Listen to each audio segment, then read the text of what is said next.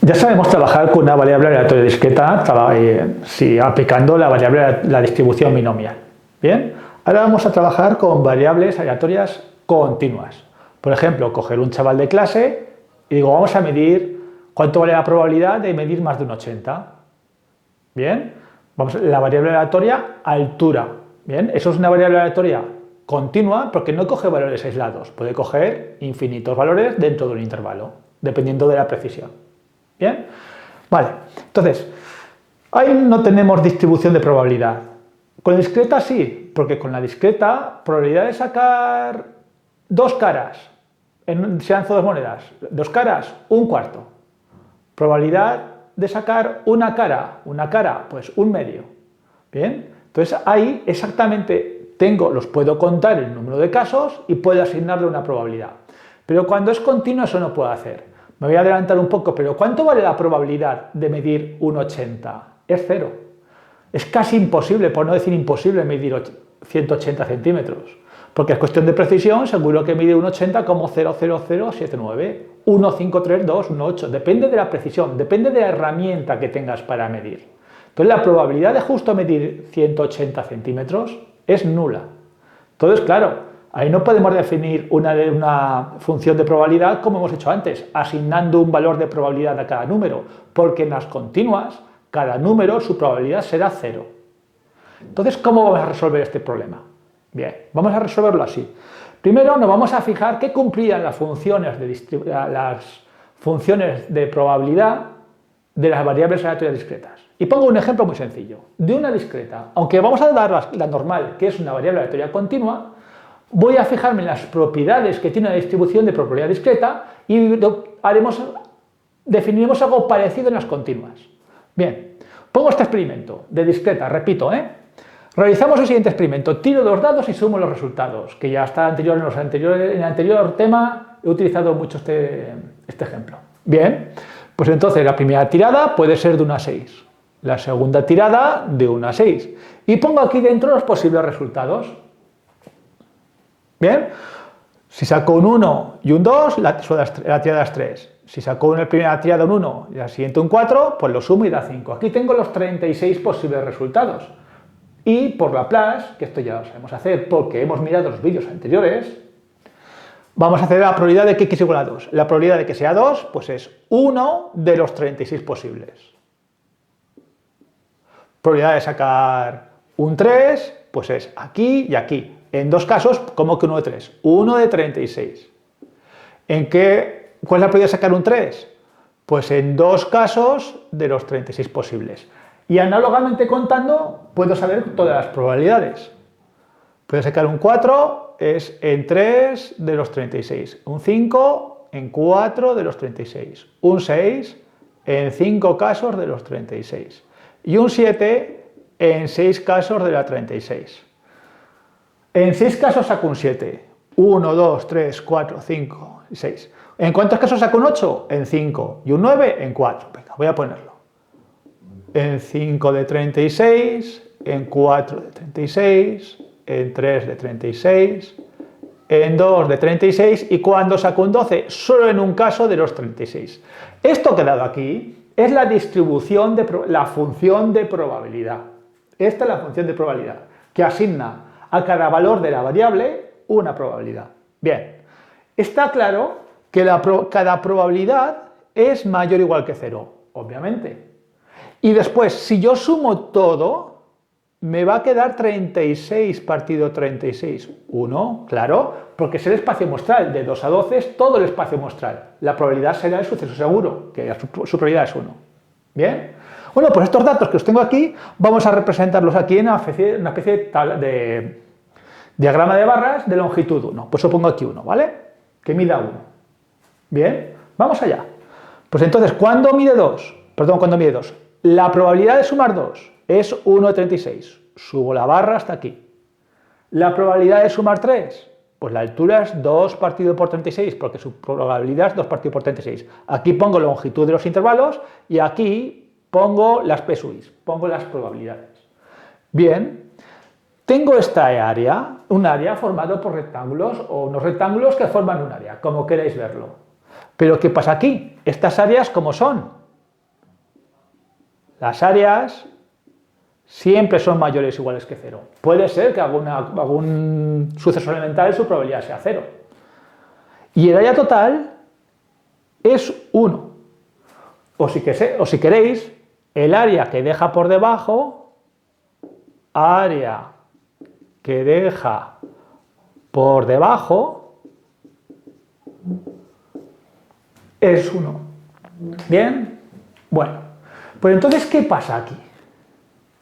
Estas dos condiciones las voy a utilizar para definir algo que me sirva para hacer las probabilidades de la variable aleatoria continua, que me sirva para definirlo la función de probabilidad.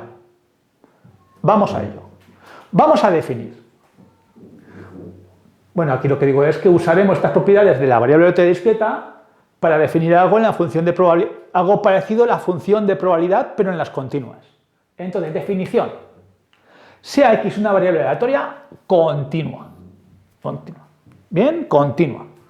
Llamamos función de densidad, concepto nuevo, a una función que cumpla estas dos. Que cumpla que f de x sea mayor que 0, que la función sea positiva, y después que el área que deja por debajo la función, sea 1. O sea, voy a buscar una función que sea positiva, quiere decir que estará siempre por encima del eje, siempre estará por encima del eje de las x, y después que toda el área que deje por debajo, toda este área, que el área sea 1. Una función que cumpla las condiciones que cumplía la discreta, esta función la voy a llamar función de densidad. Y estas funciones van a cumplir dos cosas muy interesantes. Va a cumplir que la probabilidad de un intervalo, imaginar que esto es una función de densidad. Una función cuya área por debajo dé 1 y que sea siempre positiva. Pues bien, la probabilidad de estar entre A y B, la probabilidad de que la variable x esté en este intervalo, probabilidad de que x, la variable x, esté entre A y B, va a ser el área por debajo de la función, f de x, entre A y B. Este área va a ser la probabilidad. Y como el área que deja por debajo es 1, la probabilidad sea un número mayor que 0, pero siempre menor que 1. Perfecto. Lo mismo que pasaba aquí. Que la probabilidad es mayor que 0, pero la probabilidad nunca puede ser 1. Y después, ¿cuánto vale la probabilidad? Antes he dicho, ¿cuánto vale la probabilidad justo de medir un 80? 0, porque es imposible medir un 80, depende de la precisión del elemento. Vamos, la probabilidad sería 1 entre 1000 millones, es casi imposible. ¿Cuánto vale si aplicamos la definición que hemos dicho arriba? ¿Cuánto vale la probabilidad de un número? 0. Porque ¿qué área me deja el intervalo este? Es que no es un intervalo, es entre A y A no hay intervalo. ¿Cuánto mide el área de un segmento? El área es 0. Entonces vamos a trabajar con funciones de densidad, funciones que cumplen estas dos condiciones. Que la función sea mayor o igual que 0 y que el área comprendida por debajo es 1. Y a partir de aquí vamos a poder hallar la probabilidad de las variables aleatorias continuas.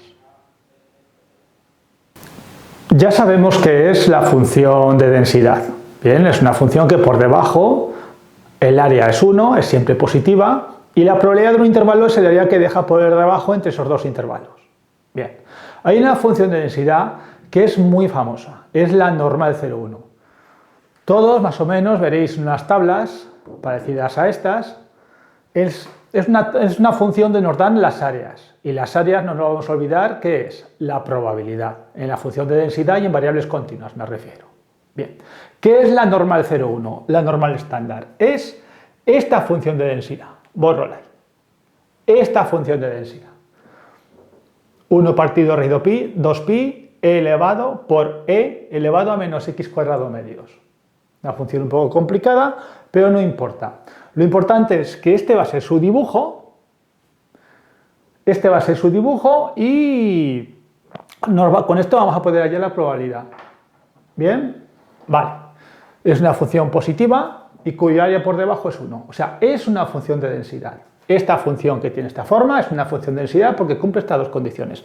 Pero además cumple dos cosas más, o sea, tres cosas más. Primera, la media. Si una distribución es una estándar, una normal 0,1, normal 0,1, quiere decir que su media es 0 y su desviación típica es 1. ¿Qué quiere decir eso en la tabla? El punto de inflexión será 0 más 1 y aquí estará el 0 menos 1. ¿Bien? No es muy importante esto de saber los puntos de inflexión, pero solo que lo sepáis. Y después, entonces, la media es 0, la desviación típica es 1 y es simétrica respecto del 0. O sea, el área que hay a la derecha es exactamente igual que el área que hay en la izquierda. Se puede decir que es, no se puede decir, es una función par, es simétrica respecto al eje. Bien. Entonces, a ver, nosotros ya sabemos que la probabilidad de un intervalo es el área que deja por debajo. Eso lo sabemos. Entonces, ¿qué es lo que aparece en estas tablas? Aparece en pantalla ahora. Lo que aparece es siempre la probabilidad de que x sea menor o igual que k. Ha habido matemáticos, ordenadores, programadores que se han dedicado a hallar las infinitas áreas. Realmente no han calculado infinitas, pero han hallado estas áreas. Han hallado todo el área que deja a la izquierda. Por eso vuelvo a mostrar la gráfica en pantalla, la tabla, y vemos que está sombreado la parte a la izquierda. Lo que hacemos es definir aquí un punto K, y en la tabla nos dan la probabilidad de que la variable sea menor o igual que K. Y esa probabilidad será el área que deja a la izquierda el valor K. Y nos fijamos porque en las tablas llega hasta el 4. ¿Por qué? Fijaos que en la tabla, esto lo voy a poner aquí, en la tabla nos aparece la probabilidad de que z sea menor o igual que 3,99, que es 0,99997. Javier, ¿qué pasa con los números mayores que 0,399? Vale, mirad. La gráfica tiene esta forma, pero realmente se acerca mucho a los ejes, tanto por aquí o como por aquí. En el número 3,99 es la probabilidad que deja a la izquierda, la probabilidad de que x sea menor que 3,99 es 0,99997. ¿Qué quiere decir? Que esto que queda aquí a la derecha, residual, es 0,0003. Bien, entonces si os piden x no, z. Si os piden, por ejemplo, la probabilidad de que z sea menor o igual que 4,87, que está aquí, pues no pasa nada, podéis decir directamente que es 1, porque el error que vais a cometer, ¿cuál es? Pues como mucho el error sería de 0,0000, despreciable. ¿Me estoy explicando? O también podéis aproximar un poco, pero vamos, directamente cualquier número que sea mayor que 4 mayor que 4, podéis decir que la probabilidad es 1 porque no os vais a equivocar. Porque básicamente, si cogéis aquí en vez de 3,99, cogéis aquí el 4,87, prácticamente este área será la total, será 1. ¿Bien? Bueno, ya he dicho alguna cosa de la tabla. Vamos a aprender a manejarla un poco más. Bien. Vamos a hallar, por ejemplo, la probabilidad de que z sea menor o igual que 1,23. Y la probabilidad de que z menor o igual que 0,34. Voy a empezar con esta última. Probabilidad de que z sea menor o igual que 0,34. Es este área. Aquí está el 0. Ya sabemos que la normal 0,1, el medio, en la cima, en el máximo absoluto, tiene el 0. Está el 0. Aquí estará 0,34. En la tabla nos van a decir esta probabilidad. La probabilidad de que sea menor que 0,34, o sea, este área, está en la tabla. En la tabla solo tengo las áreas exactamente de esta forma, desde un punto K positivo hacia la izquierda.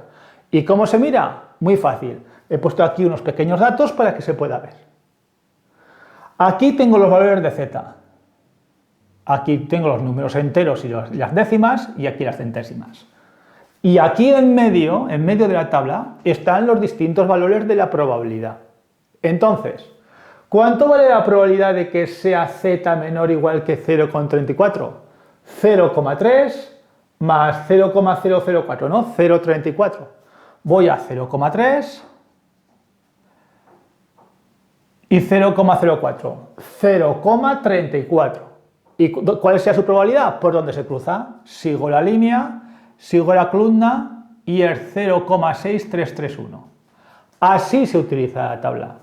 Entonces la probabilidad de que z sea menor o igual que 0,34 es 0,6331. Ahora, por favor, os voy a dejar un poco de tiempo para que vosotros, mirando en la tabla o mirando en la pizarra, como queráis, vais a hallar la probabilidad de que z sea menor o igual que 1,23. Venga, espero un minuto, parar el vídeo. Bien, habéis parado el vídeo, habéis intentado, a ver, 1,23, 1,2, 1,23, 1,20, 0,03, 1,23. ¿Y dónde se cortan? Aquí está en verde señalado, es 0,8907. Entonces la probabilidad de que z sea menor o igual que 23 es 0,8907. Perfecto. La tabla se puede también utilizar en otro sentido. Os doy la probabilidad y tenemos que hallar el punto K. Vamos a buscar. A ver, la probabilidad, ¿qué tengo que hacer? Pues mirar en todos estos valores de la tabla, en todos estos, ¿dónde está el 0,5478? Es fácil mirarlo, porque en la tabla, fijaos, que crece hacia arriba y hacia la derecha, la probabilidad. Entonces podemos ir mirando hacia abajo y después desplazándonos de la hacia la derecha encontraremos el número. Buscamos 0,5478, vamos buscando, aquí está enseguida. 0,5478. ¿Qué punto K deja a la izquierda esta probabilidad? El punto K es 0,12. K es 0,12. Esto cuesta un poco al principio, hasta que uno se acostumbra a encontrar los valores, pero es sencillo. Vamos a ver qué punto K tiene una probabilidad de 0,9049. Pues vamos mirando la tabla, vamos mirando hacia abajo, porque va subiendo cada vez más, y llega un momento que bajando y mirando un poco encontramos 0,9049. ¿Dónde se cruza? Se cruza en 1,3, 1. Entonces K es 1,31. Bueno, ahora ¿qué pasa?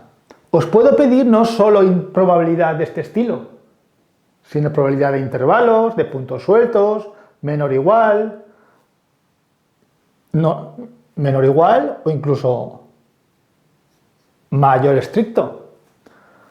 Probabilidad entre negativo y positivo, porque fijaos que en la tabla, en un principio la z, la k, este valor de aquí que he llamado k, es siempre positivo. Fijaos, aquí están los positivos y positivos, no hay valores negativos. Entonces, ¿cómo se hace? Lo vamos a aprender enseguida. Venga, chicos, siguiente vídeo y lo aprendemos.